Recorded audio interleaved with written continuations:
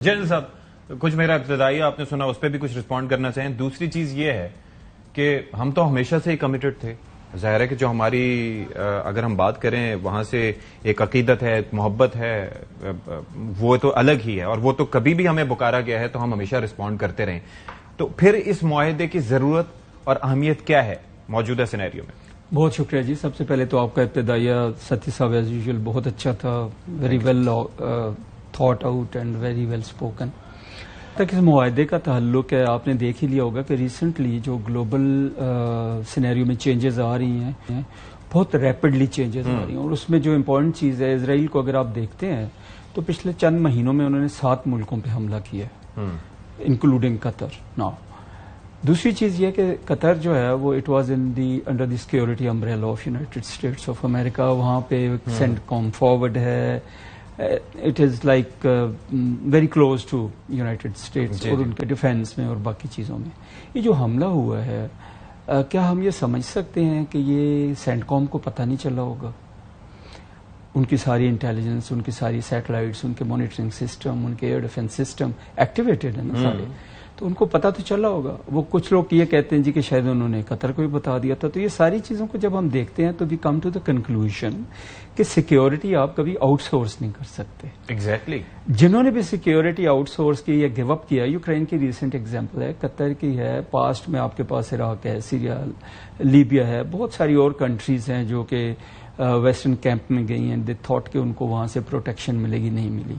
تو یہ ایک ریئلائزیشن ہے جو آپ نے فرمایا, ایک یہ ریئلائزیشن ہے on the part of the kingdom of Saudi Arabia کہ انہیں اپنی سیکیورٹی, آپ نے شروع میں کہا کہ پاکستان کو اللہ نے عزت دی بنیان المرصوص میں, بعد میں ٹرمپ نے بھی آپ کو عزت دی, ابھی KSA جو ہے انہوں نے یہ بہت بڑا اسٹریٹجک ڈیسیژن کیا. اور لاسٹ پوائنٹ جو میں اس میں ابتدائی میں بولنا چاہوں گا کہ معاہدہ کسی کے اگینسٹ نہیں ہے, ایک ڈیفینسو معاہدہ. اگر آپ دیکھیں تو انہوں نے بڑا خوبصورت سانگ جو ہے KSA نے ایشو کیا. کیا خوبصورت. اس سانگ میں سب سے پہلے انہوں نے کہا جی کہ 2 بھائیوں کے درمیان ہے جو فیتھ میں بھائی ہیں, ہمیشہ کے لیے کبھی فیڈ نہیں ہوگا.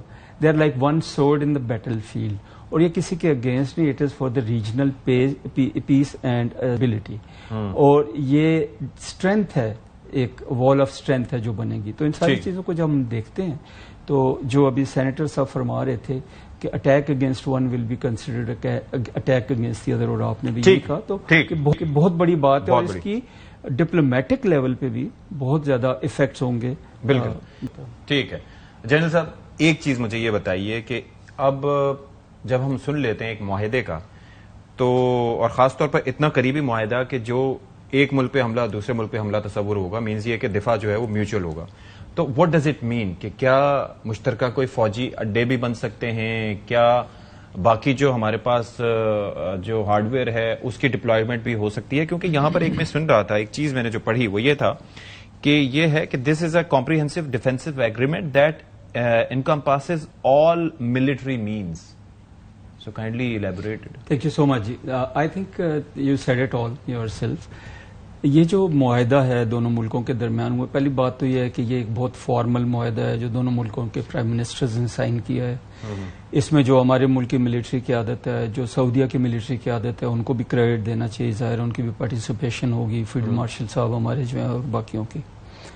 نیکسٹ یہ ہے کہ یہ ایک معاہدہ ایسا ہے کہ جس کا ملٹی فیسٹڈ امپیکٹس ہوں گے. اگر آپ ملیٹریلی دیکھتے ہیں, جیسے آپ نے ابھی پوچھا, تو ملیٹریلی یہ ہے کہ ایک جوائنٹ اسٹریٹجی ابھی ورک آؤٹ کرنی پڑے گی. اس کے لیے شاید ہمیں ایک جوائنٹ دفتر بنانا پڑے گا جس میں سارے لوگ بیٹھیں گے اور جا کے وہ ملٹری اسٹریٹجی نہیں لکھیں گے کہ ہماری جوائنٹ تھریٹس کیا ہیں, تھریٹ پرسیپشن ساری لکھنی ہوگی, ریسپانسز کیا ہیں. اور اس پہ پہلے سے کام آپ سمجھتے نہیں ہوا ہوگا؟ کسی حد تک ہوا ہوگا, لیکن اس کو فارملائز کرنا ہوگا. جیسے آپ کہہ رہے ہیں نا, اس کو فارملائز کرنا ہوگا اکنامک فیلڈ میں بھی, ملٹری فیلڈ میں بھی, ڈپلومیٹک فیلڈ میں بھی. ڈپلومیٹک فیلڈ میں صرف ایک چیز ایڈ کرنا چاہوں گا جو آپ انڈیا کے بارے میں کوشچن کر رہے تھے, کہ جب یہ معاہدہ بنیادی طور پہ تو بائی لیٹرل ہے, لیکن بائی امپلیکیشن ملٹی لیٹرل بن جائے گا. کیسے؟ ابھی سعودی عربیہ کے جو فرینڈز ہیں وہ ہمارے فرینڈز بن جائیں گے, جو ہمارے فرینڈز ہیں ان کے بن جائیں گے. اور کل کو انڈیا اگر ایگریشن کرتا ہے ہمارے اگینسٹ, تو اس کو یہ بڑا سوچنا پڑے گا کہ دس ایگریشن وڈ مین کہ ہم سعودی عربیہ کے اگینسٹ بھی ایگریشن کر رہے ہیں. تو میرے خیال میں انڈیا کو ری تھنک کرنی ہوگی اپنا بیہیویئر اور اپنی اسٹریٹجی کہ ہم نے فیوچر میں پاکستان کے ساتھ ریلیشن شپ کیسے رکھنے ہیں.